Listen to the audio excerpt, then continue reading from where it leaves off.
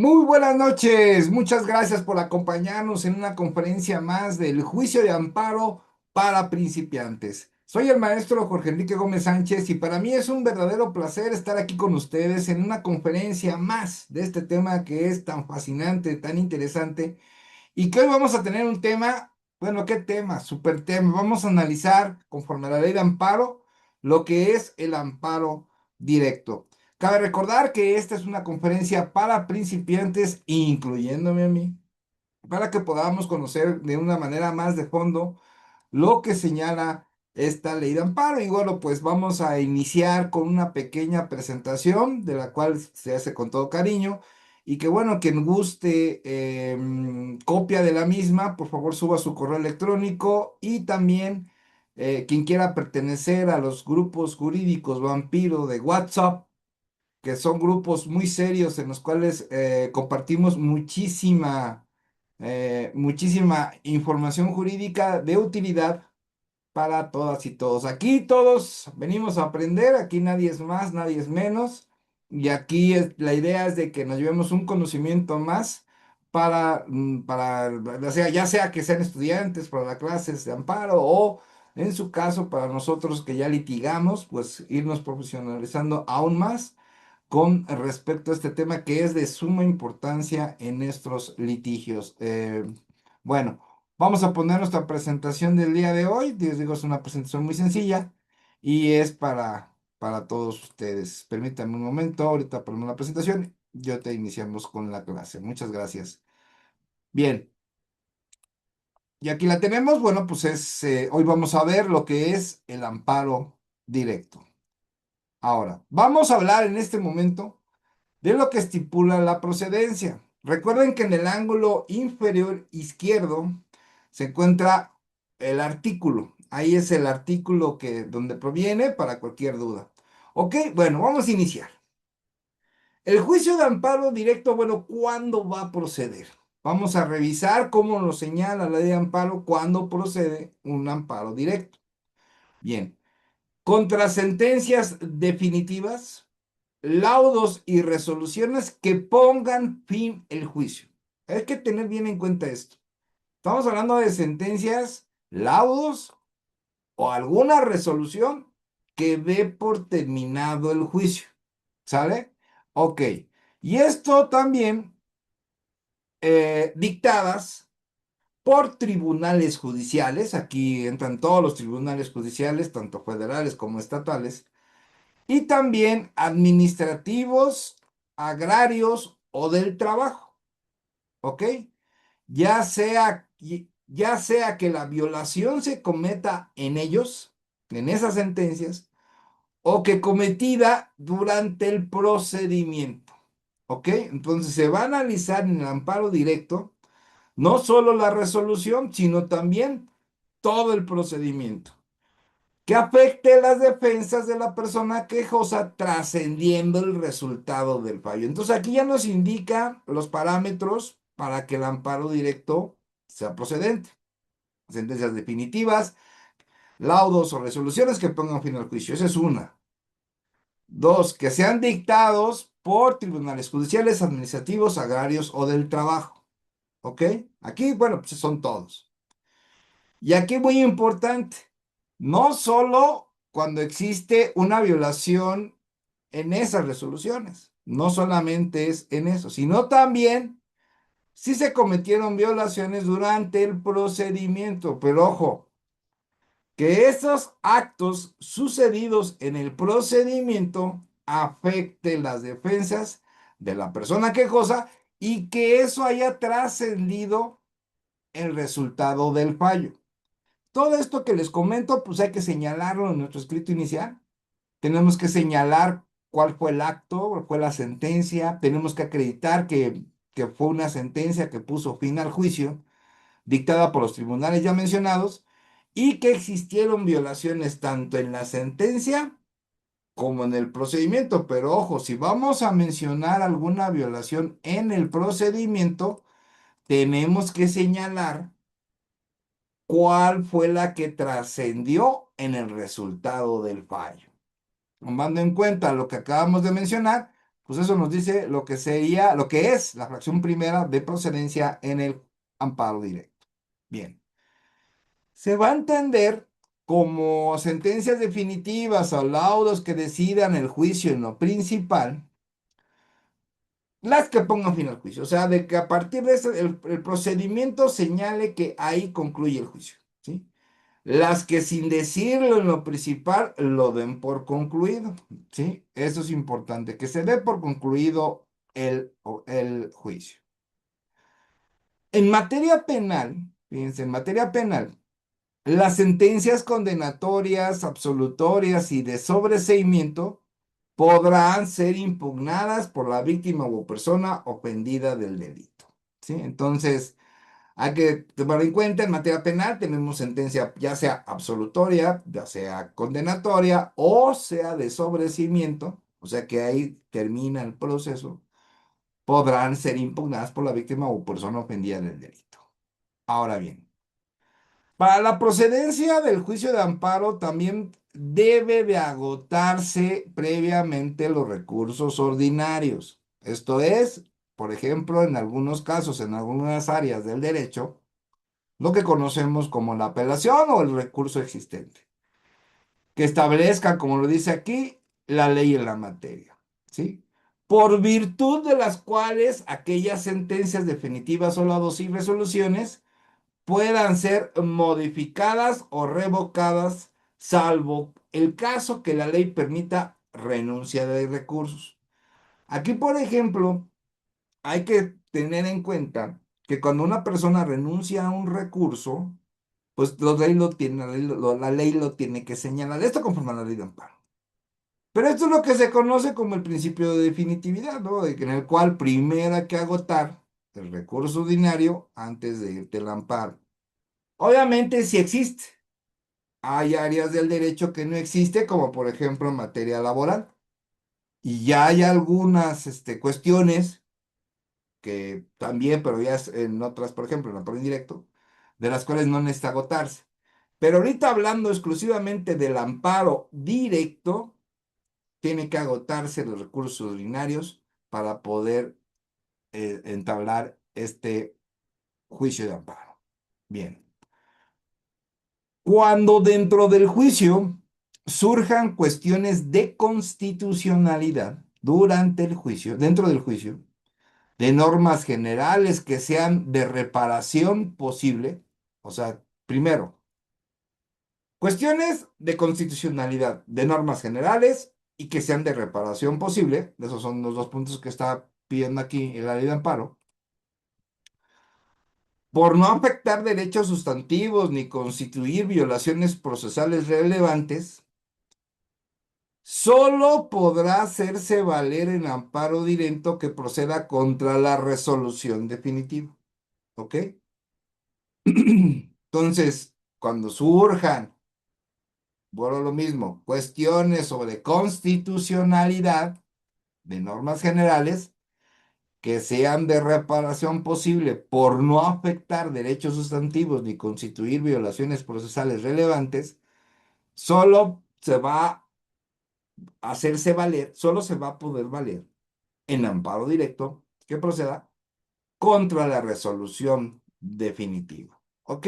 Entonces, esto hay que revisarlo durante el procedimiento, dentro del juicio, o sea, esto quiere decir dentro del procedimiento, revisar si hay cuestiones de constitucionalidad de las normas, sobre todo cuando nos cae un asunto donde ya resolvieron, donde ya tenemos sentencia. Bueno, para efectos de la ley de amparo, el juicio se inicia con la presentación de la demanda y en materia penal, el proceso comienza con la audiencia inicial ante el juez o jueza de control. Ok, aquí también hay muchos preguntan, ¿cuándo inicia el juicio en materia penal? Todo el mundo piensa que inicia desde el momento en que está la carpeta de investigación en sede ministerial y no, no es así. El juicio inicia hasta que exista una audiencia de control de la detención, si hubo una detención en flagrancia y el Ministerio Público judicializó la carpeta de investigación, o cuando se cita a la persona que está en libertad a una formulación de imputación sin detenido. También puede ser el cumplimiento de una orden de aprehensión en la cual se va a generar en la audiencia inicial la formulación de imputación con detenido. También ahí inicia el juicio, para que lo tengamos también en cuenta eso. Esto conforme a la ley de amparo. Ahora, vamos con la fracción 2. Contra sentencias definitivas y resoluciones que pongan fin al juicio dictadas por tribunales del contencioso administrativo. Cuando éstas sean favorables a la persona quejosa, cuando esas sentencias definitivas o resoluciones que pongan fin al juicio en tribunales contenciosos administrativos y sean favorables a la persona quejosa, van a ser para el único efecto de hacer valer los conceptos de violación en contra de normas generales aplicadas. Solamente ahí, ¿ok? Y obviamente esto va a cuando son favorables. Si son favorables, la persona quejosa nada más va a tener un único efecto. Hacer valer conceptos de violación solamente contra normas generales aplicadas. Cuando es favorable, ¿ok? Aquí no se va a ver, por ejemplo, violaciones que hayan ocurrido durante el procedimiento, solamente en la sentencia y solamente contra normas generales aplicadas, solamente contra ellas. Ahora, en estos casos, el juicio se tramitará únicamente si la autoridad interpone y se admite recurso de revisión en materia contenciosa administrativa. Obviamente esto previsto en el artículo 104 de nuestra Constitución. ¿Ok? Bien. Ahora, el Tribunal Colegiado de Circuito, que es donde es el que va a atender los amparos directos, eso ya lo vimos, resolverá primero lo relativo al recurso de revisión contencioso administrativa y únicamente en el caso de que éste sea considerado procedente y fundado, se abocará al estudio de las cuestiones de constitucionalidad planteadas en el juicio de amparo. Hablando del supuesto del que estamos hablando, cuando es favorable la sentencia a la persona. Al reclamarse una sentencia definitiva, laudo o resolución que ponga fin al juicio, se deberá hacer valer las violaciones a las leyes del procedimiento, siempre y cuando la persona quejosa los haya impugnado durante la tramitación del juicio. Esto quiere decir que si durante la tramitación del juicio hizo y realizó una impugnación mediante recurso o medio de defensa que en su caso señale la ley ordinaria respectiva y la violación procesal trascendió en el resultado del fallo, ¿sí? Vamos a poner un ejemplo. Tenemos en materia penal una etapa procesal que se llama etapa intermedia. En esta etapa intermedia es una fase escrita y una fase oral. En la fase escrita, el Ministerio Público realiza un escrito de acusación, el cual le va a dar vista al asesor jurídico en el caso que exista, le va a dar vista a la defensa, y ambos van a hacerlo conducente, como lo señala el Código Nacional de Procedimientos Penales. Bueno, pero se señala una fecha y hora para la celebración de la audiencia intermedia, en la cual se va a ver si hay acuerdos probatorios, si hay algunas cuestiones de admisión o exclusión de medios de prueba. Y por ejemplo ahí, pues el juez dice, pues es que no te admito tales pruebas, ¿no?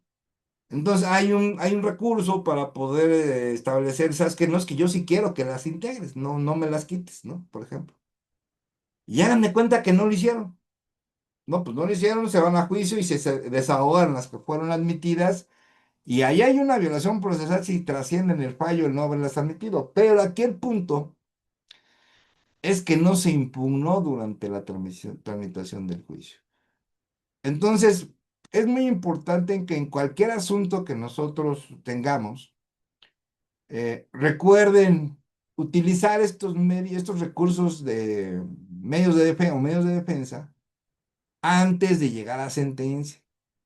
Porque el detalle es que si te vas al amparo indirecto, al amparo directo, pues obviamente van a revisar, a ver, ¿impugnaste o no impugnaste? No, pues no impugnantes, entonces no te lo van a atender. Entonces es muy importante que lo veamos de esa naturaleza. Muy bien.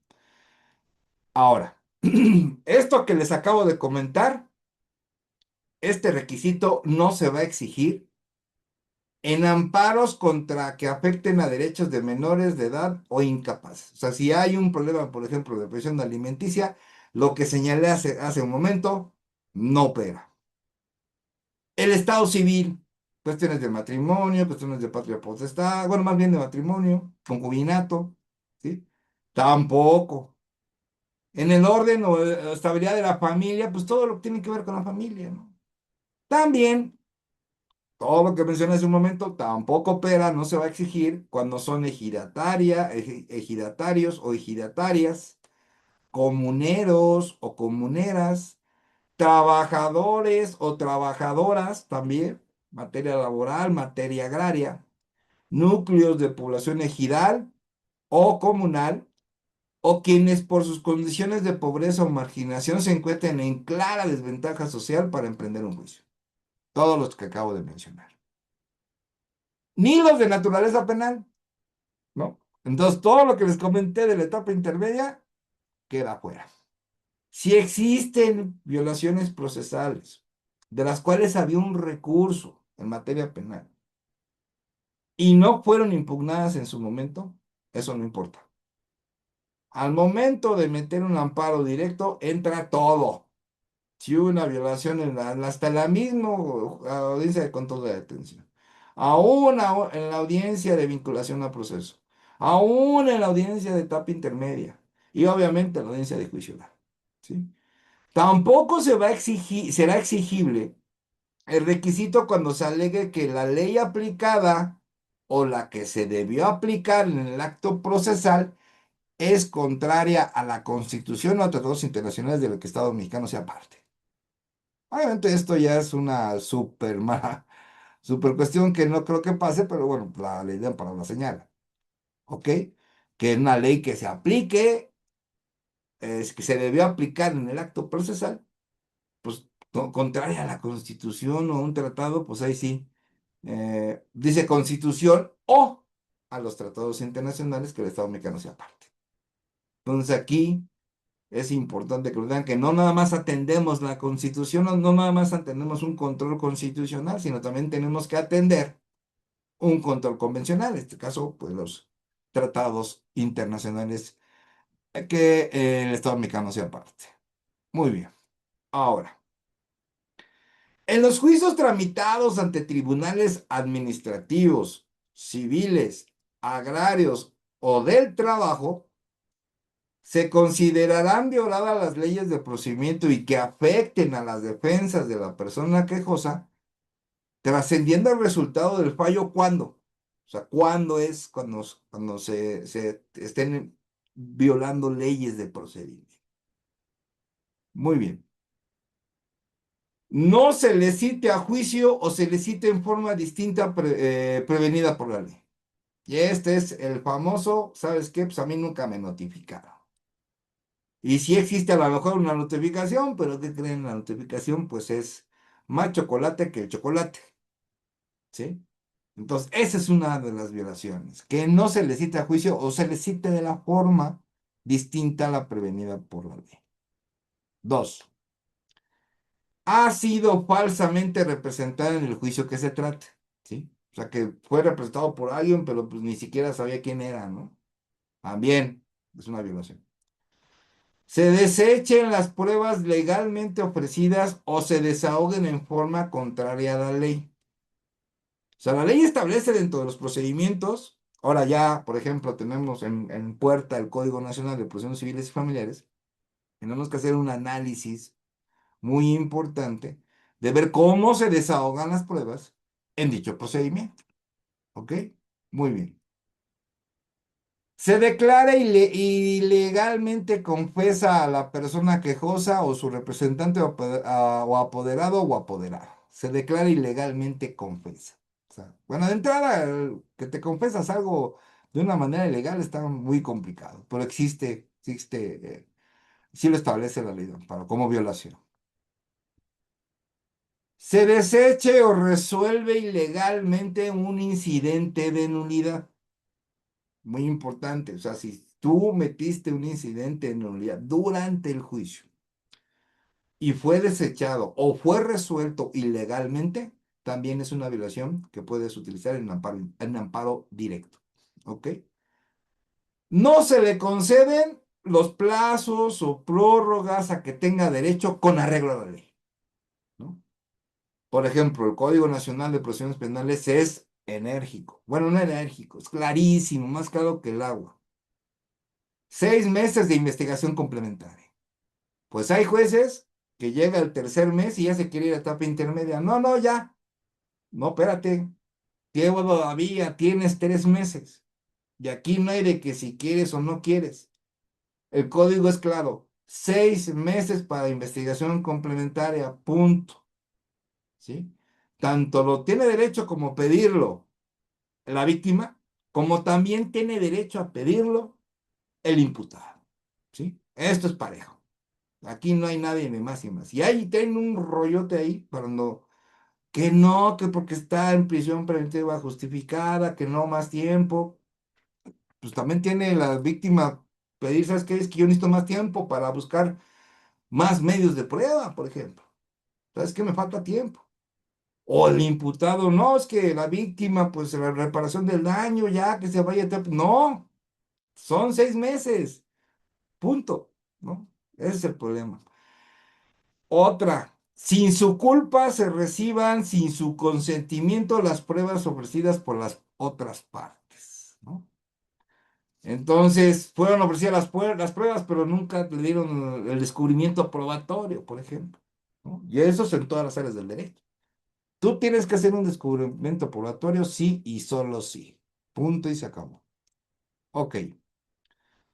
Previa solicitud, no se le muestren documentos o piezas de autos para poder alegar sobre ellos. No se le muestren los documentos. Eso también es una violación. Se le desechen recursos respecto de providencias que afecten partes sustanciales del procedimiento que produzcan un estado de indefensión. También es una violación, que va a haber existido una providencia que se pidió y fue desechada y eso tuvo una afectación sustancial durante el procedimiento y además provocó un estado de indefensión, ¿no? También es importante. Ahora, se continúa el procedimiento después de haberse promovido una competencia o la autoridad impida o recusada continúe conocimiento del juicio salvo los casos que la ley exprese faculte para ello, ¿sí? Hay impedimentos para que los jueces lleguen a tomar un asunto. No pueden tomar asuntos, por ejemplo, si tienen una relación con alguna de las partes, ya sea familiar, de comercio, de alguna relación existente, que puedan intrometerse en un impedimento y que se incline el juez a una decisión de un solo lado, ¿no? Ahí se pierde la imparcialidad. Entonces, eso es uno si se continúa con ese procedimiento. Se desarrolle cualquier audiencia sin la presencia del juez o jueza o se practiquen diligencias judiciales de forma distinta a la prevenida por la ley, ¿sí? El juez, en los casos que la ley señala, ahorita, por ejemplo, cada estado todavía tiene su código de procedimientos civiles, por ejemplo, y ahorita siguen trabajando con el que tienen. Ya en el 2027 va a haber un código nacional. Entonces, todavía hay ahí algunas circunstancias que por eso, pues mucha gente se ampara, ¿no?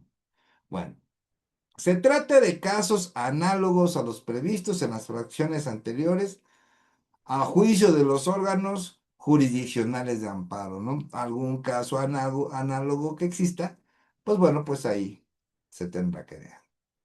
Muy bien. Ahora, en los juicios de orden penal se consideran violadas las leyes del procedimiento con trascendencia a la defensa de la persona quejosa cuando, bueno, la ley de amparo establece dos apartados en lo que respecta a las violaciones en el sistema procesal penal. Pero tuvimos un sistema de justicia penal mixto y hoy tenemos un sistema de justicia penal oral.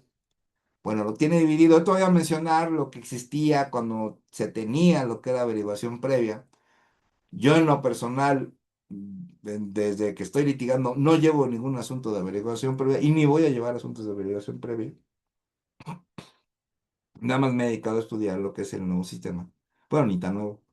Entonces, de todos modos, vamos a hacer la referencia de una manera rápida. Bueno, en el sistema de justicia penal mixto, las violaciones del procedimiento con trascendencia, se tiene que el que no se le haga saber el motivo del procedimiento o la causa de la acusación y el nombre del acusador o acusadora particular, si lo hubiere.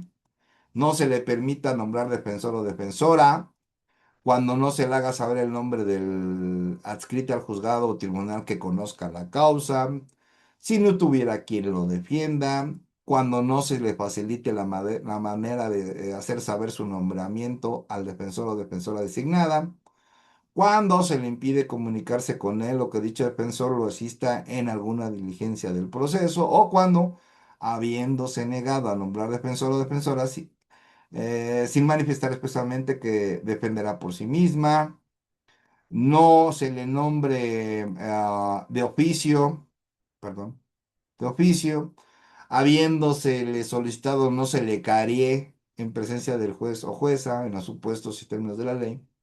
El juez o jueza no actúe con secretario o secretaria o con testigos de asistencia, o que se practiquen diligencias pues en forma distinta provenida de la ley. No se le cite a las diligencias que tenga derecho a presenciar o cuando sea citado en forma legal, siempre que por ello no comparezca, cuando no se le admita en el acto de la diligencia o cuando se le cuarten en ella los derechos que la ley otorga. No se respete a la persona imputada el derecho a declarar o a guardar silencio. La declaración de la persona imputada se obtenga mediante incomunicación, tortura, intimidación o sin presencia del abogado defensor, o cuando el ejercicio del derecho a guardar silencio se utilice en su perjuicio, también es una violación trascendente en lo que es el sistema penal mixto. No se le reciban las pruebas que ofrezca legalmente o cuando no se reciban con arreglo a derecho. Se le desechen recursos que tuvieran conforme a la ley respecto de providencias que afecten partes sustanciales del procedimiento y produzcan una indefensión de acuerdo a las demás fracciones. Y bueno, también no se le suministre los datos que necesite para su defensa. Se celebra una audiencia de derechos sin la asistencia del MP, a quien corresponde formular la requisitoria, si el juez o jueza que deba fallar, o de la del secretario o secretario de testigos de asistencia que deben autorizar el caso, así como el defensor o defensora. Y bueno, la sentencia se funde en la confesión del reo o la rea. Bueno, pues ya la confesión, ustedes bien lo saben, no está permitida en el proceso penal. Pues en el anterior tampoco.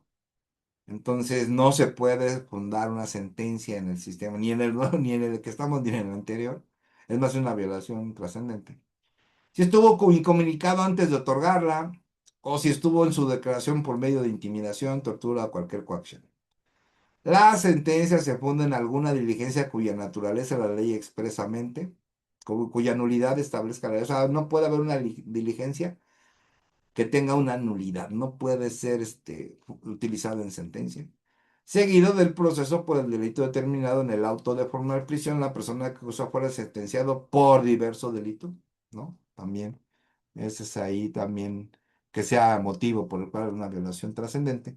Y no se considere que el delito es diverso cuando el que se expresa en la sentencia solo difiere en grado del que haya sido materia del proceso, ni cuando se refiere a los mismos hechos materiales que fueron objeto la averiguación previa. O sea, tiene que hablar de los hechos de esa averiguación previa y obviamente de esos hechos, pues señalar cuál es el tipo penal y también cuál fue el grado de participación de la persona que está en proceso. En este último caso, el MP haya formulado conclusiones acusatorias cambiando la clasificación del delito, hecha en el auto de formal prisión o de sujeción a proceso, y que la persona quejosa hubiese sido oída en defensa sobre la nueva clasificación durante el juicio principal tal. Y en los demás casos análogos, ¿no? Esto estamos hablando de el sistema procesal mixto. Así lo establece la ley de amparo. Ahora, algo que ya tenemos, que es el sistema de justicia penal acusatoria y oral. ¿Cuáles son violaciones que son trascendentes? Bueno, primero, Se desarrolla cualquier audiencia sin la presencia del órgano jurisdiccional actuante o se practiquen diligencias en forma distinta a prevenir al mismo. Eso está muy complicado que pase. Nunca, que lo espero que nunca pase.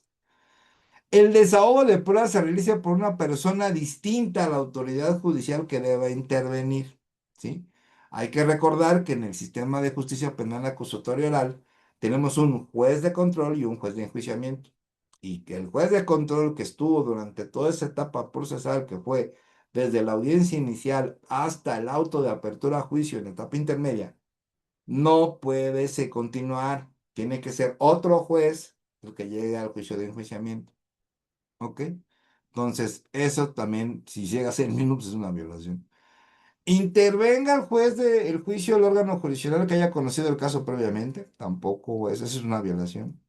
La presentación de argumentos y pruebas en el juicio no se realice de manera pública, contradictoria y oral, salvo las excepciones previstas en la legislación procedimental aplicable. Y bueno, pues esto también hay que señalarlo, estamos hablando de la publicidad, pero hay en unos casos que este principio de publicidad no se va a llevar a cabo conforme a las condiciones que se llaman en el Código Nacional, sobre todo cuando se habla de delincuencia organizada o cuando hay un problema ahí de marcas, por ejemplo, de secretos industriales o de cuestiones pues, delincuencia, ¿no? Organizada, sobre todo. Ahí es cuando no se permite el ingreso de las personas. La oportunidad para sostener la acusación o la defensa no se realiza en iguales condiciones. Nada, es iguales condiciones, acuérdense que debe de haber todo lo que tenga el MP lo tiene que tener la defensa. Todo, todo, todo. La oportunidad para sostener la acusación o la defensa no se realiza en iguales condiciones. Todo debe tener ambas partes. No se respete a la persona, no se respeta a la persona imputada el derecho a declarar o guardar silencio. La declaración de la persona imputada se obtenga mediante incomunicación, intimidación o tortura o sin presencia de su defensor. O cuando el ejercicio del derecho a guardar silencio se utiliza en su perjuicio. El guardar silencio no se puede utilizar en perjuicio del hoy imputado. ¿Sí? Entonces, muy importante. Es una violación trascendente. El órgano jurisdiccional reciba a una de las partes para tratar el asunto sujeto a proceso sin la presencia del otro. O sea, aquí no hay de que vámonos a mi oficina víctima o vámonos a mi oficina imputado, no. ¿Mm?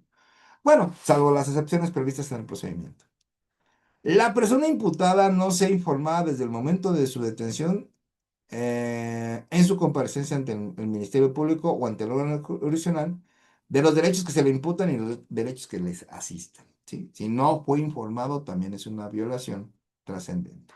No se le haga saber o se le niega a la persona imputada extranjera el derecho a recibir asistencia consular de las embajadas o consulados del país respecto del que sea nacional, salvo que haya declinado fehacientemente este derecho.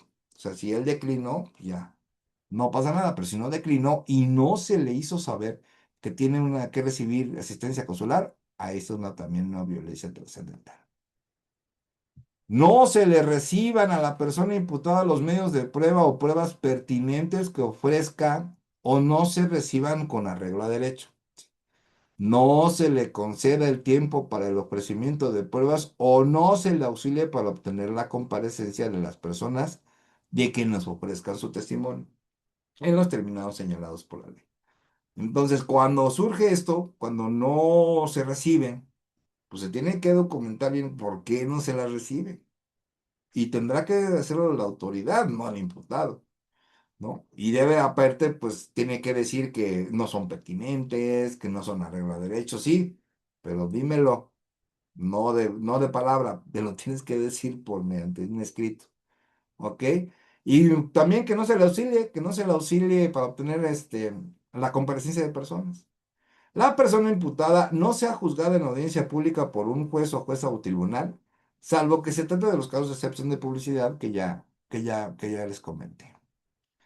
No se le facilite a la persona imputada todos los datos que solicita para su defensa y que conste en el procedimiento o se restrinja a la persona imputada y la defensa el acceso a los registros de investigación cuando la primera esté detenida o se pretende recibirle declaración o entrevistarla, ¿sí? Entonces, aquí es algo bien importante. Aquí no hay de que, pues, te entrego la carpeta después, no. O sea, es sí y solo sí y sí, punto. La carpeta de investigación, por ejemplo, tienes el asunto en etapa intermedia y resulta que el MP, no, pues yo se la di al abogado defensor. Pues a mí se la habrás dado a tu tía. Quiero la copia de la copia. Punto. Y tiene que darte un tiempo considerable para que tú la puedas estudiar. No nada más es, bueno, y te la avientan. Sino que es responsabilidad de la autoridad darte esa copia. ¿Que cuántas copias puede dar el Ministerio Público? Las que sean necesarias. Aquí no hay de que es que se la di al defensor y pues ve, arréglate con él. No, dámela tú. Y yo lo que les recomiendo en materia penal es de que si van a entrar a un nuevo asunto, pues están llegando y sienten que la carpeta está incompleta, por ejemplo. Ahí con el juez de control solicítele la copia y que le señale al ministerio, que el Ministerio Público se señale fecha y hora cuando la va a entregar. Muy importante eso, porque el juez se lo va a estar decir delante del juez. Y el juez se ordena al Ministerio Público entregarle copia, a lo mejor con a bajo costo luego algunos dicen bajo costo de la defensa, no pasa nada. Pero ¿qué día señala el Ministerio Público para entregarla? No, pues el lunes tal, a tales horas, ok. En caso de que no, medida de apremio. Pero ahora la medida de apremio va a ser del juez para el Ministerio Público. Entonces ahí no hay falla. Entonces ese es un punto importante que les pasó en materia penal. Ahora, no se respete a la persona imputada el derecho de contar con una defensa adecuada por abogado o abogada que elija libremente desde el momento de su detención, o en su caso de que no quiera o no pueda hacerlo. El juez o jueza no le nombre defensor o defensora pública o cuando se impida, restrinja o intervenga la comunicación con su defensor o defensora. Cuando la persona imputada sea indígena, no se le proporciona asistencia de un defensor o defensora que tenga conocimiento de su lengua y cultura. Así cuando el defensor o defensora no comparezca a todos actos del proceso. Entonces aquí cuando ya nos metemos en asuntos con respecto a una persona que esté en ese grupo, que es un grupo considerado sospechoso, que es un grupo vulnerable, en el cual pues el abogado debe saber su idioma o su defensor debe saber su idioma para que tenga conocimiento de su lengua y cultura ese defensor y bueno, pues pueda hacer una defensa pues más eficaz y eficiente. En caso de que la persona imputada no hable o no entienda el idioma, o sea, sorda o muda, y no se le proporcione una asistencia de un o una intérprete que le permita acceder plenamente a la justicia del Estado, o que tratándose de personas indígenas, no se les proporcione un intérprete. Aquí es muy importante, si ustedes toman un asunto así y necesitan un intérprete, la verdad es muy importante, porque a mí me han preguntado varias veces varios abogados, me dicen, oye, Lick, ¿sabes qué? Esta persona necesita un intérprete, yo voy a ser su abogado defensor, pero pues no entiendo su idioma. A mí me ha pasado ya dos veces y yo estos dos casos que a mí me llegaron, yo los tuve que referenciar porque yo no conozco ese dialecto, digamos, ese idioma. Entonces, ya que sean especialistas en la materia, tengan mucho cuidado ahí, porque si no entiendes lo que te está diciendo el detenido, pues no lo vas a poder defender bien. Entonces, ojo con eso, tengan cuidado, sino que ya, y aparte, y hay otra cosa bien importante, el intérprete no lo paga ni la víctima y tampoco lo paga el imputado, ¿eh? Lo paga el Estado. Así se las platico, ¿sí?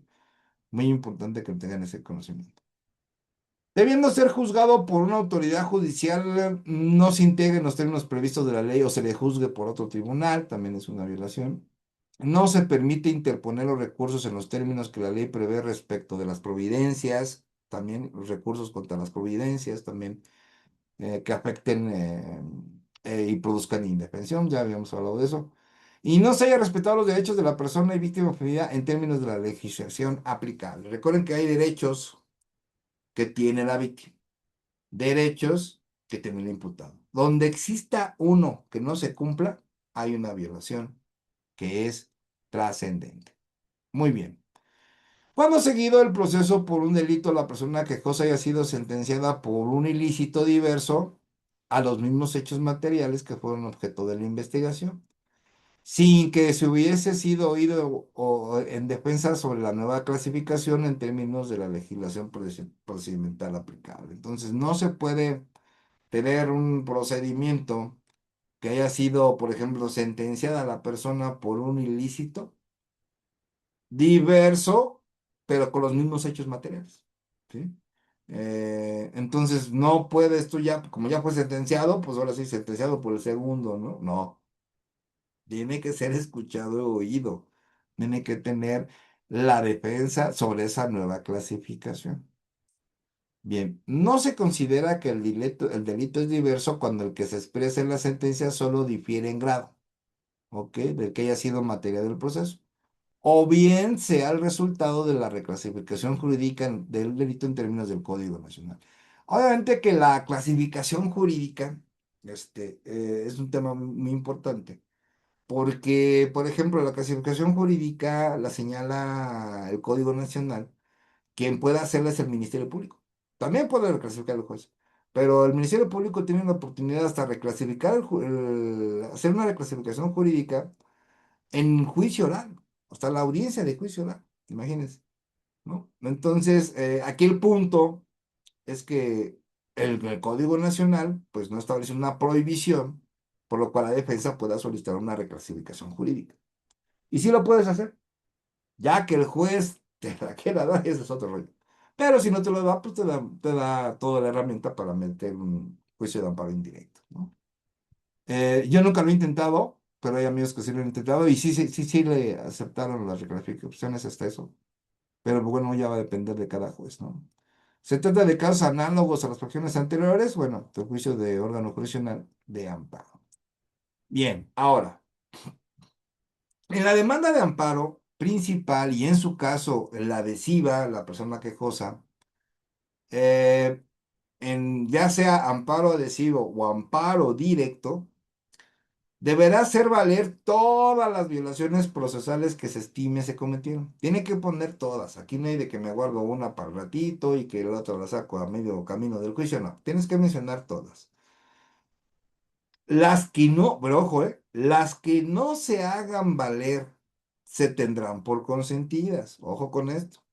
Asimismo, precisará la forma en que trascendieron en su perjuicio el resultado del fallo. Entonces, en nuestro escrito inicial de amparo indirecto, tenemos que mencionar las violaciones procesales, las que se cometieron, todas, pero además de cada una, vamos a tener que mencionar cómo trascendieron en su perjuicio en el resultado del fallo. Entonces, tenemos dos. Primero, la mención a la violación procesal. Segundo, por qué se perjudicó en el resultado del fallo. Esos dos puntos los tenemos que meter en el escrito inicial de amparo directo. Ahora, el Tribunal Colegiado de Circuito deberá decidir respecto de todas las violaciones procesales que se hicieron valer y aquellas que en su caso advierta en suplencia de queja. También tendrá que verlo en donde opere suplencia de queja. Tema que a lo mejor vemos mañana. Mañana vamos a ver lo que es la suplencia de la queja.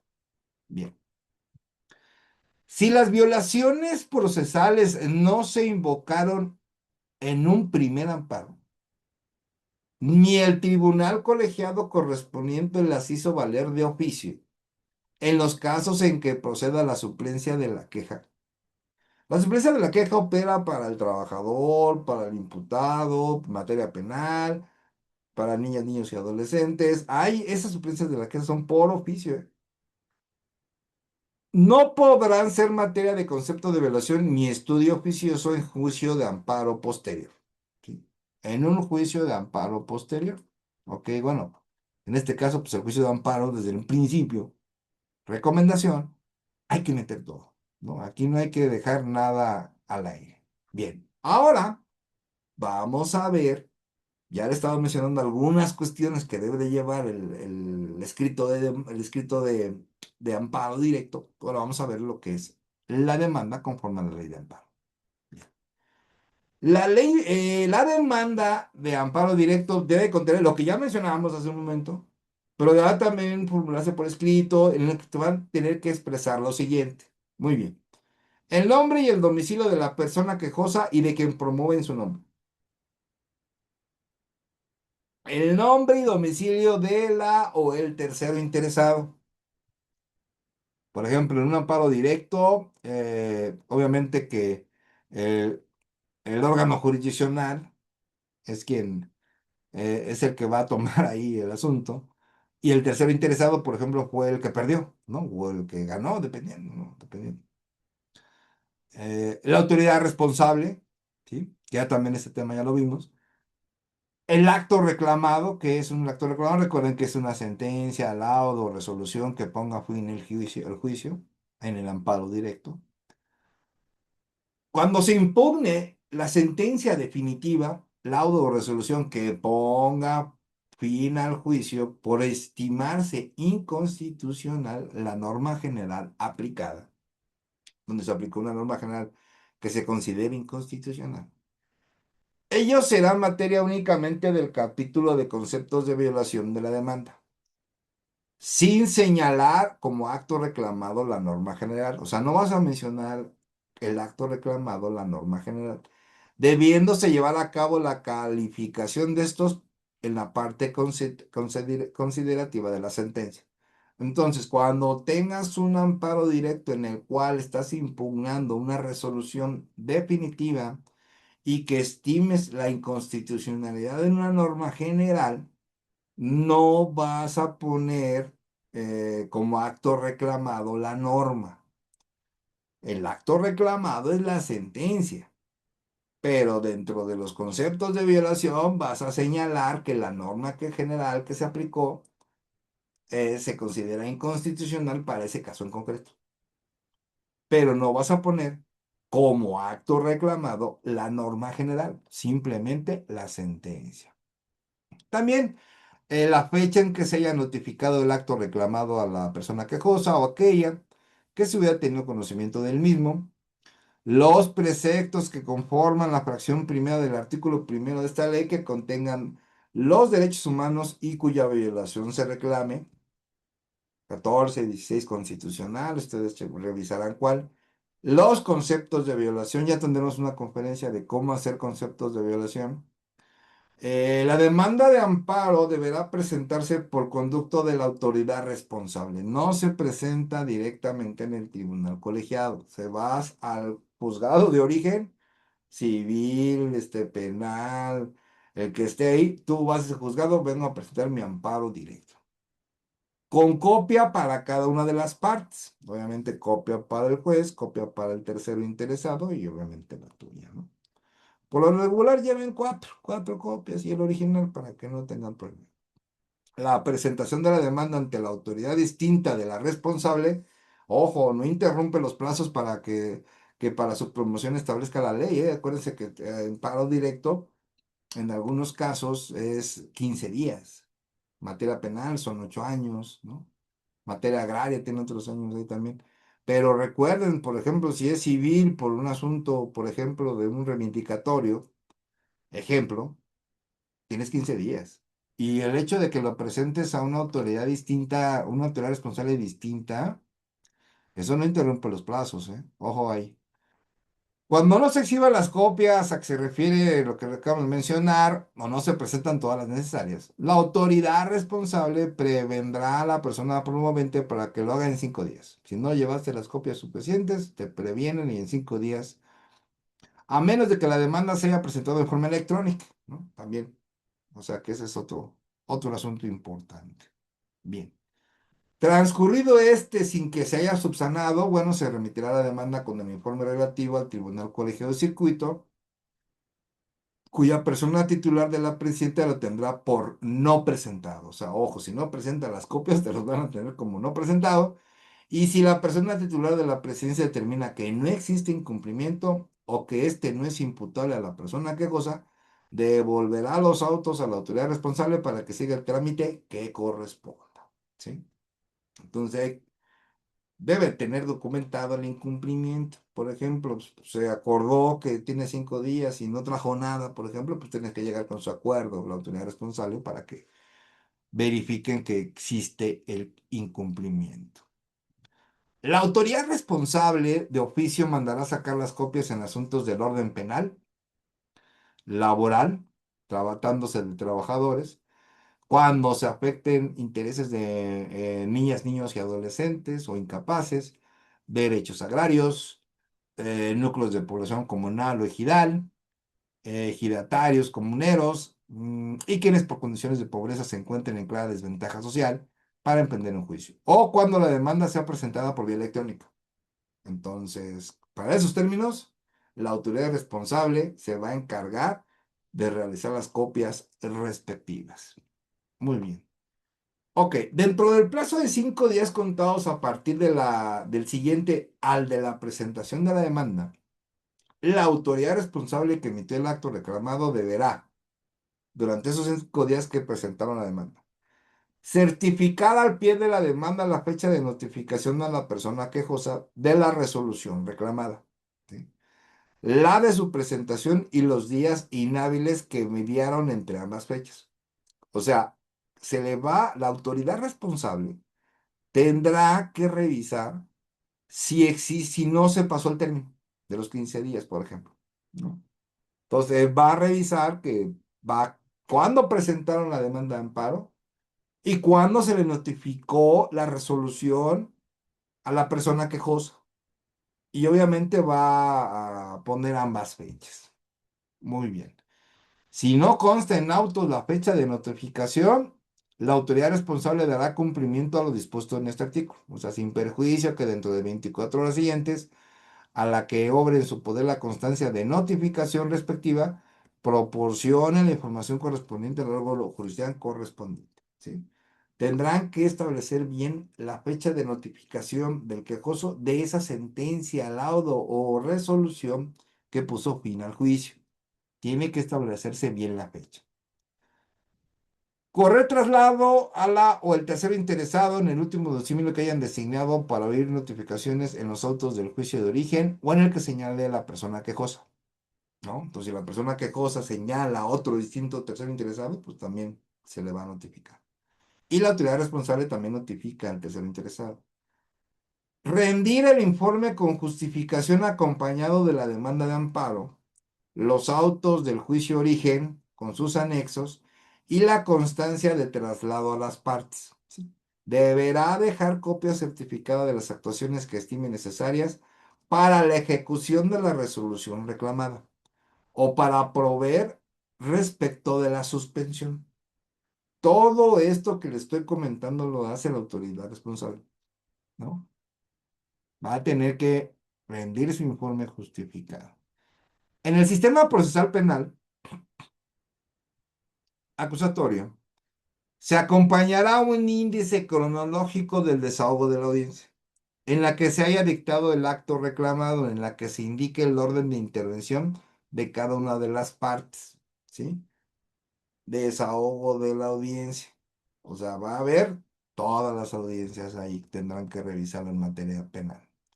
Bueno, ahora vamos a pasar a lo que es la substanciación, ¿no? O sea, digamos, ¿cuál es el procedimiento en el amparo directo? Bien. Para iniciar, aquí vamos a dejar un pequeño break de unos minutitos para que vayan por un café, un pancito o algo. Recuerden que si quieren copia de la presentación, por favor suban su correo electrónico. Y si quieren pertenecer a grupos jurídicos vampiros de WhatsApp, grupos muy serios de WhatsApp en el cual compartimos muchísima información, ideas, hasta ahí preguntan, ¿no? Cierto caso, alguien nos ayudamos entre todos. No lo sabemos todo, pero si nos podemos ayudar. Y bueno, vamos a dejar apenas un pequeño break y ahorita regresamos. No me despido, ahorita nos vemos. Gracias.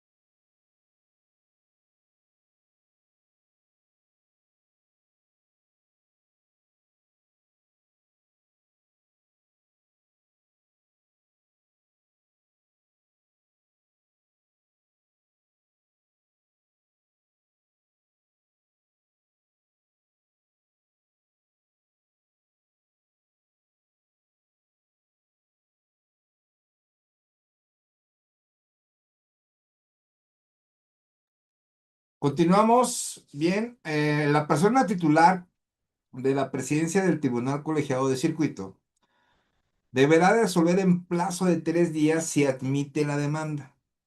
Previene a la persona quejosa para su regularización o la desecha por encontrar motivo manifiesto e indudable de improcedencia. Cuando existe una improcedencia, inmediatamente pues no se admite desde la persona titular de la presidencia del Tribunal Colegiado de Circuito. Desde ahí. Si hubo irregularidades en el escrito de demanda por no haber satisfecho los requisitos que ya mencionamos, la persona titular de la presidencia señalará a la persona promovente un plazo que no exceda de 5 días para que subsane omisiones o corrija los defectos precisados en la providencia relativa.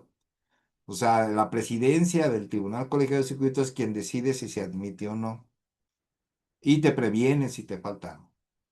Si la persona quejosa no cumple el requerimiento, la persona titular de la presidencia la va a tener como no presentada y lo comunicará a la autoridad responsable.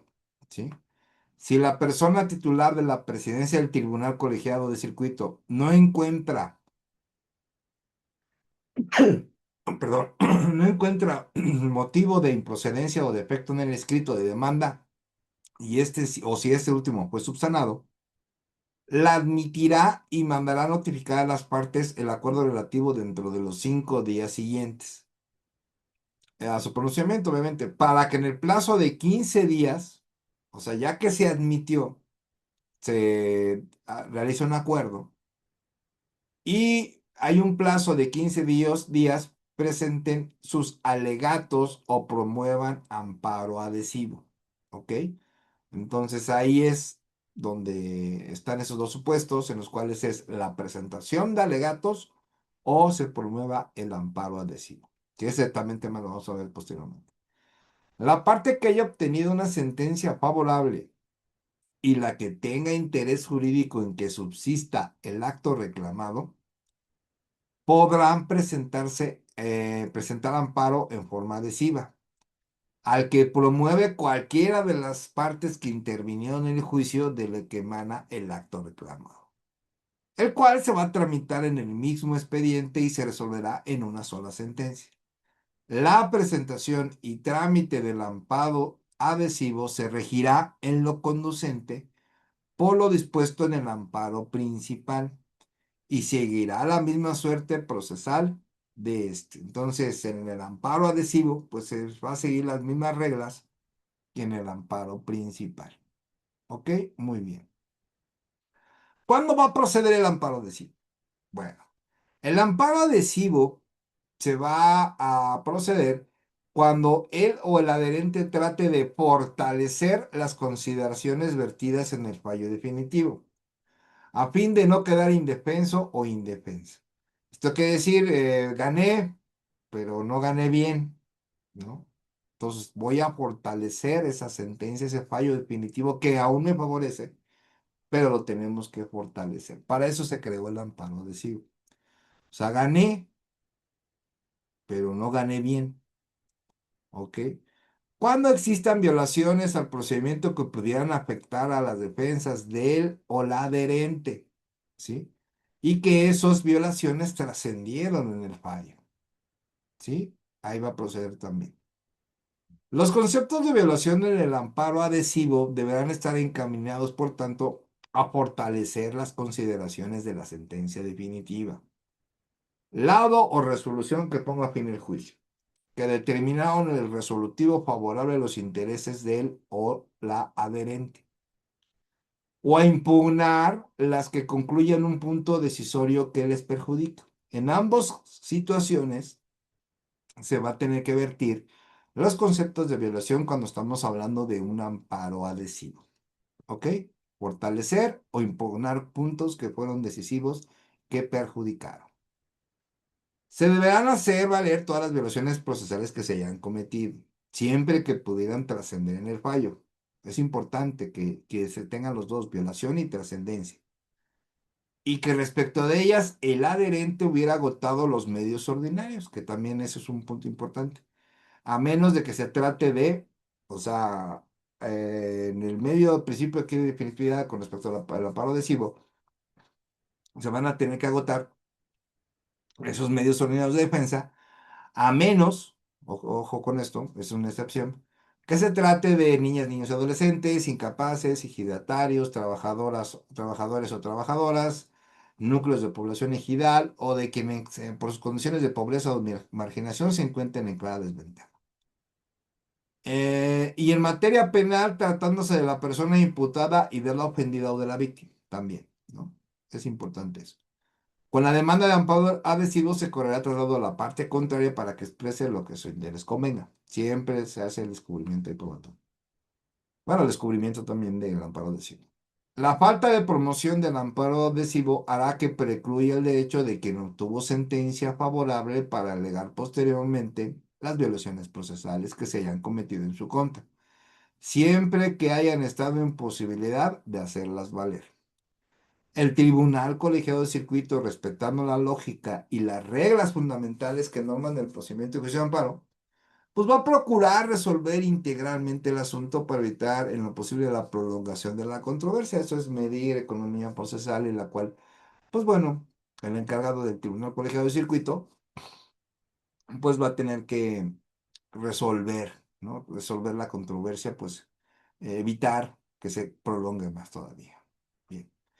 Transcurridos los plazos que acabamos de señalar, dentro de los 3 días siguientes, la persona titular de la presidencia del tribunal va a turnar el expediente a la persona magistrada, ¿sí?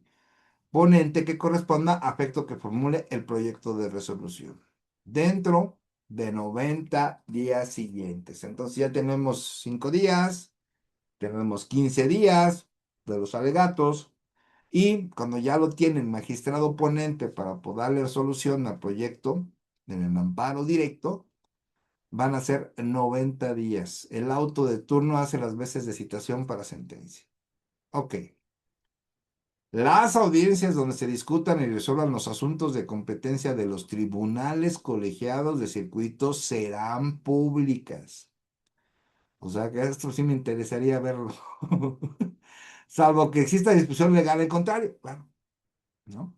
La lista de asuntos que deban verse en cada sesión se publicarán en los estados del tribunal, cuando menos 3 días antes de la celebración de esta, sin contar el de la publicación ni de la sesión, ¿sí? Entonces, si tú llevas un amparo directo, en teoría, conforme a la ley de amparo, tú puedes estar presente cuando sesionen tu asunto ahí en el tribunal colegiado de circuito. ¿Ok? Muy bien. Los asuntos que se discutirán en el orden en que se listen, salvo casos alguna excepción, a juicio del órgano jurisdiccional, si fueran aprobados, se procederá a la firma del engrose dentro de los 10 días siguientes. Habrá casos de excepción. En los casos de excepción que establezcan el órgano jurisdiccional, pueden resolver en 10 días. De no ser aprobados, los asuntos solo se podrán aplazar o retirar. Es importante que estos supuestos asentará la petición de quien y la causa que expuso. El asunto deberá listarse dentro de un plazo que no excederá 30 días naturales. Y bueno, pero esto ya es un punto de excepción. La ley de amparo es muy clara que pues, tiene 90 días, ¿no? En excepción tendrían 30 o 10 días. El día señalado para la sesión, que se celebrará con la presencia de la persona secretaria que dará fe. La persona magistrada ponente dará cuenta del proyecto de resolución. La persona titular de la presidencia pondrá a discusión cada asunto, ¿sí? Entonces, cada asunto va a estar presente el titular de la presidencia y se discutirá el asunto en esa audiencia, en esa sesión. Se dará lectura a las constancias que señalan las personas magistradas. Y estando ya debatido, se procederá a la votación. Va a haber una votación, acto continuo. La persona titular de la presidencia hará la declaración que corresponda y la persona secretaria publicará la lista en los estrados del tribunal. ¿Sí? Se hará una votación. La resolución se tomará por unanimidad o mayoría de votos. Este último caso el magistrado o magistrada que no esté conforme con el sentido de la resolución deberá formular su voto particular. Y ese voto particular de ese magistrado, dentro del plazo de 10 días siguientes a la firma del engrose. Voto en el que expresará cuando menos sucintamente las razones que fundamenten el por qué está en contra. ¿Sí? Ok, muy bien. Transcurrido ese plazo, sin que se haya emitido el voto particular, se asentará en autos y continuará el trámite correspondiente. La falta de emisión de un voto particular no impedirá la publicación de la sentencia. O sea, si hicieron el voto particular, se publica. Y si no lo hicieron, también se publica. Si fuera aprobado el proyecto, pero el magistrado o magistrada ponente aceptara las adiciones o reformas propuestas en la sesión, o sea, si acepta lo que discutieron el magistrado ponente, procederá a redactar la sentencia con base en los términos de la discusión. Si el voto de la mayoría de los magistrados o magistradas fuera en sentido distinto al del proyecto, uno de ellos o ellas redactará la sentencia. O sea, cuando no están de acuerdo, uno de ellos que no estén de acuerdo va a redactar la sentencia. En ambos casos, el plazo para redactar sentencia será de 10 días, debiendo quedar auta constancia, y se va a quedar constancia del proyecto original, ¿eh? Ojo con eso. Ahora, las sentencias del tribunal deberán ser firmadas por todos sus integrantes y por el secretario de acuerdos. Muy importante. Cuando por cualquier motivo el personal del tribunal que haya dictado una ejecutoria, conforme a lo que ya señalamos, antes de que hayan podido ser firmadas por los magistrados o magistradas que las hubiesen dictado, si fue aprobado el proyecto de la magistrada o magistrado relator, la sentencia será autorizada válidamente por los magistradas o magistradas que integran aquel, haciendo constar las circunstancias que hubieran ocurrido. Firmada la sentencia, se va a notificar por lista a las partes. En los casos que proceda el recurso de revisión, obviamente a partir de la sentencia hay un recurso de revisión, la notificación de las partes será en forma personal. Para los efectos de lo que acabamos de mencionar, la autoridad responsable solo será notificada al proveerse la remisión de los autos a la Suprema Corte o haya transcurrido el plazo para interponer el recurso. ¿Sí? Si hay un recurso, pues se va a ir a la Suprema Corte. El órgano jurisdiccional de amparo procederá, va a estudiar los conceptos de violación, atendiendo a su prelación lógica y privilegiando en todo caso de resultar fundados. Redunden en el mayor beneficio para la persona quejosa. En todas las materias se va a privilegiar el estudio de los conceptos de violación de fondo por encima de los procedimientos y formas, a menos que invierten en el orden redundante en un mayor beneficio para la persona quejosa. Pero aquí el punto clave en el amparo directo, ya lo acabamos de ver, son los conceptos de violación. Muy sencillo, ¿son fundados o no son fundados? Y a partir de ahí se va a determinar una resolución, ¿no? El magistrado ponente es el que va a dar el proyecto. Si los magistrados lo aceptan, pues ya queda resuelto el asunto, pero si uno no, va a decir por qué no está de acuerdo, ¿no? Va a ser lo que se conoce el voto particular, ¿ok? Y si los dos están totalmente en contra, uno de ellos, de los que están en contra, va a tener que emitir una resolución, pero se queda el original, no se queda en el primer propósito. Bueno, ¿qué pasa en el orden penal? En el amparo directo ya con los magistrados. Cuando se desprenden violaciones de fondo de las cuales pudiera derivarse la extinción de la acción persecutoria o la inocencia de la persona quejosa, se le va a dar preferencia al estudio de aquellas aún de oficio. O sea, de todos modos, sea la extinción de la acción persecutoria, extinción de la acción penal o la inocencia, de todos modos se va a hacer de oficio.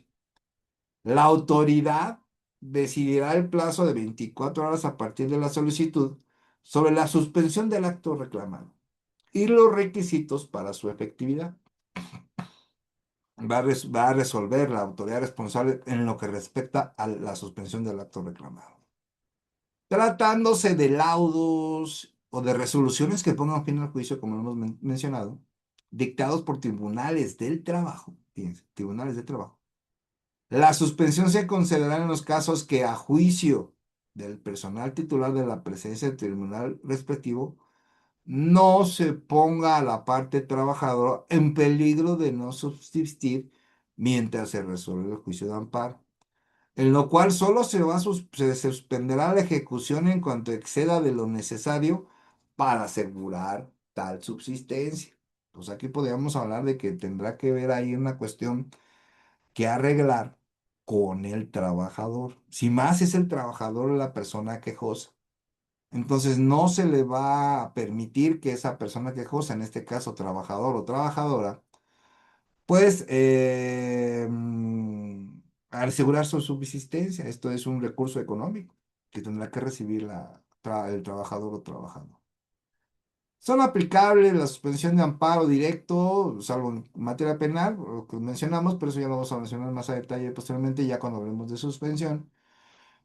Cuando se trate de juicios del orden penal, la autoridad responsable con la sola presentación de la demanda ordenará suspender de oficio y de plano la resolución reclamada. La va a suspender nada más. Si ésta comprende la pena de privación de libertad, la suspensión surtirá el efecto de que la persona quejosa quede a disposición del órgano jurisdiccional de amparo por mediación de la autoridad responsable.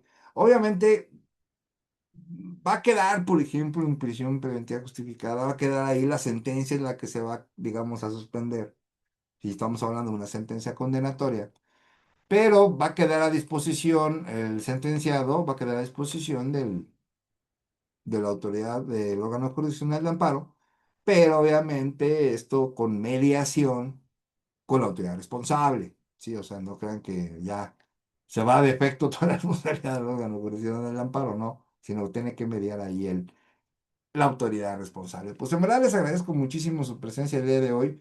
Muchas gracias, espero que les haya gustado. Es una manera muy sencilla, es un amparo para principiantes y bueno, espero que hayan aprendido un poquito más de amparo. ¿Dónde es? ¿Dónde se resuelve un amparo directo? ¿Quién lo resuelve? Y bueno, pues eso nos va a ayudar muchísimo en este aprendizaje. Muchísimas gracias por su atención. No olviden subir su correo electrónico si gustan copiar la presentación. Y si quieren pertenecer a grupos vampiro jurídicos de WhatsApp, por favor suban su número telefónico. En verdad, muchísimas gracias. Permítanme un momento, por favor.